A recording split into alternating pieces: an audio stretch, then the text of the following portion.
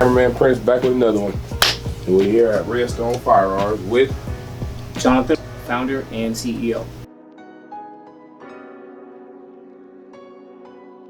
I've been shooting since I was about 5 years old. Competition shooting at 6.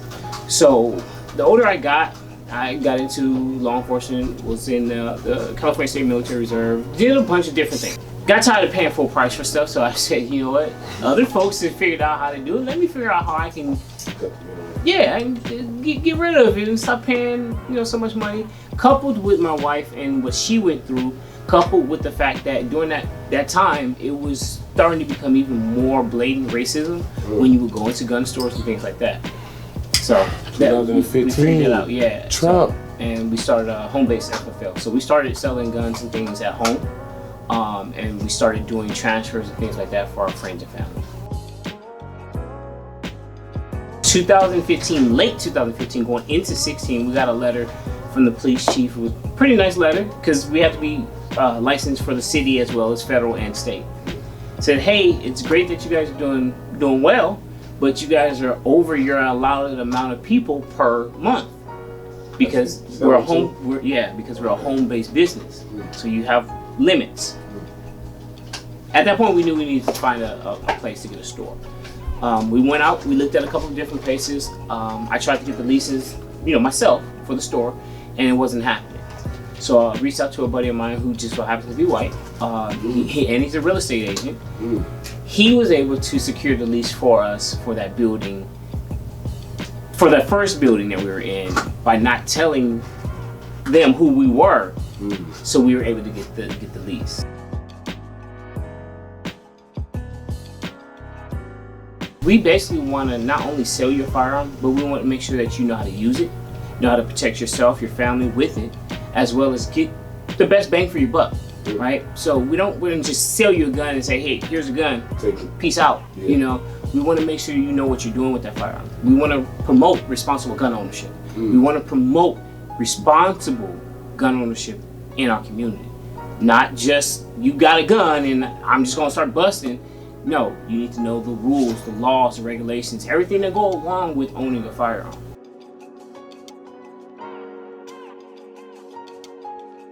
Absolutely, don't get it twisted. I grew up on 6th and Dinker. I grew up in 6 O's. So I've been there, done that. I get it. We have folks that I still have known for years that bring their kids in to get them put on the right path, to get them to come in to understand this is how you do it the right way. Okay, you don't go to the back of the Slauson and go buy a gun, right? You go see my boy Jonathan. He'll get you right. He'll get your license, get you ready, you get your gun, right?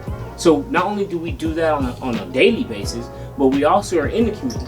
So Lamar Park, for instance, that's right around the corner from where I grew up, in between both of my grandmother's house. We give the FSC test, which is the Firearm Safety Certification Test, which is what you need to purchase in California. We give that test out for free, as much as we can. Now, lately it hasn't been as often because this pandemic thing has been popped up, but that's kind of how we first cemented our foot in the industry in Lamar Park. My wife was on the board where it was called B2E, Blacks Educated on the Second Amendment. We did a whole panel on that.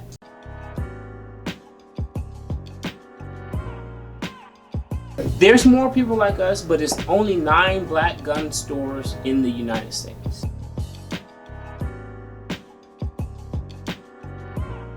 For us, it's the education.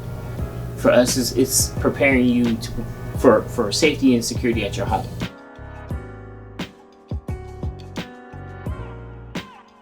USCCA is an official partner with us. USCCA is basically a concealed carry firearms insurance. But it's not just for firearms. So it's any legal means of self-defense, okay?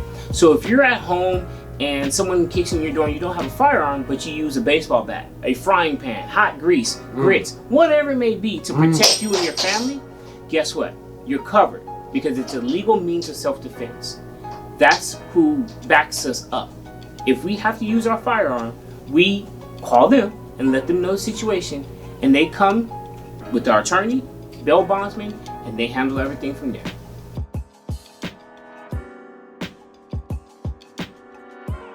We actually work with a good friend of mine who is a self-defense attorney as well as a abolitionary. So he actually goes through and helps folks to get their rights restored. So we'll have to give the people the information to reach out to him.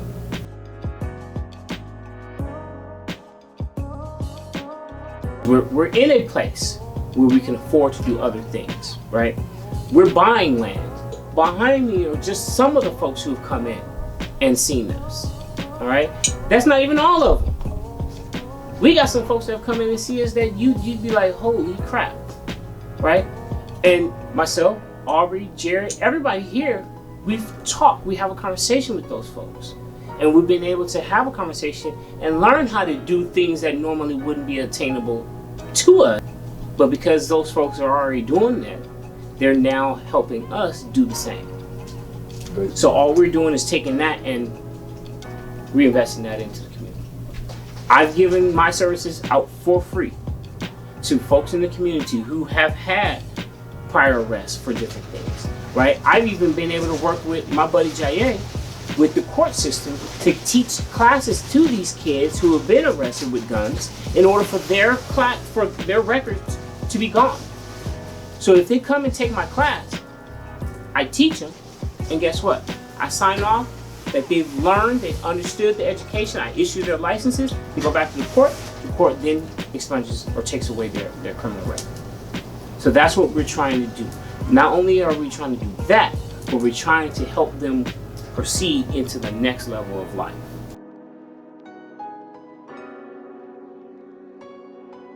It's been a long journey. It was not overnight success, okay? A week before the pandemic happened, I had sold my last handgun that I personally owned to pay the rent on the store. And say a week or so later, maybe 2 weeks later, we look up and we're like, what the fuck is going on? What happened 2 weeks later? The pandemic happened. Oh, okay. And we had lines out the door, 5-hour waits to get in the store. It is just as of recent, about maybe 2 to 3 weeks ago, did that slow down.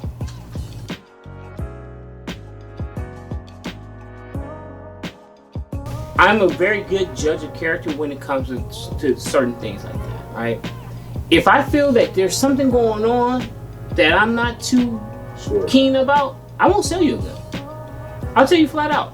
And you're not exhibiting behaviors that are indicative of you having a gun. And I've denied sales multiple times. I've lost thousands of dollars denying sales. But I sleep at night knowing that that person does not have a weapon that could go harm somebody else. That's now, if you want to go do that with somebody else's, go ahead. But I don't need that coming back on me or my conscience.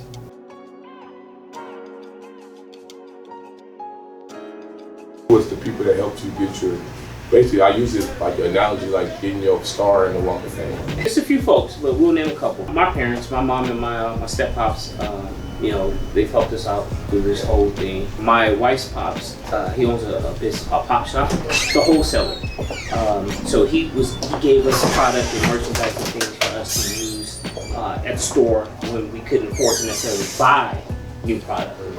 USCCA is a partner of ours. Why do you think there's a lack of black-owned gun stores? So I really can't answer that question just for the simple fact that I know what the struggles were for us in California. I'm sure it's the same in other states, but quite frankly, the state, the local, and the feds, they dig in your butt. They go through your background and your friends and family's backgrounds and things like that. Oh, really? So that may be part of the reason why other folks don't want to necessarily get into that. It was a difficult process, but it was not an impossible process for us.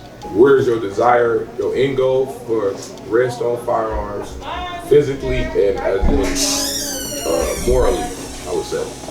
I want to take RedStone to a different level, right? I want to open up. I want us to get back to opening up an additional store. We closed one down. It wasn't necessarily performing the way we needed it to. But we want to open more stores. We want to kind of franchise and branch out across different states. That's one of the things.